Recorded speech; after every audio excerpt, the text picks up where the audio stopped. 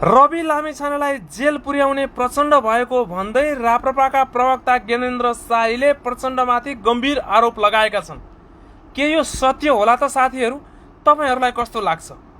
राजनीति हो, राजनीतिमा एकले अर्कोलाई पछारेर लडाएर आफू अगाडि बढ्न खोज्छन्, हुन पनि सक्छ जस्तो लाग्छ मलाई चाहिँ।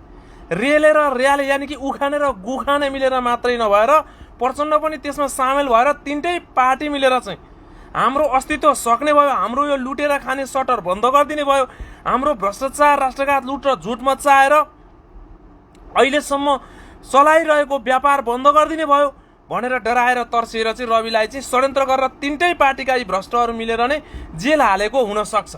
त्यसमा प्रचण्डको पनि संलग्नता भएको र प्रचण्डको पनि ग्रान्ड डिजाइन होइन भन्न चाहिँ सकिन्न। तपाईहरूलाई कस्तो लाग्छ? आफ्नो अमूल्य मत चाहिँ कमेन्ट गर्नुहोला। सही लागेमा भिडियोलाई सक्दो सेयर पनि गर्नुहोस्। धन्यवाद, नमस्कार, जय घन्टी। अबको जनताको एकमात्र आशा रवि र रासप।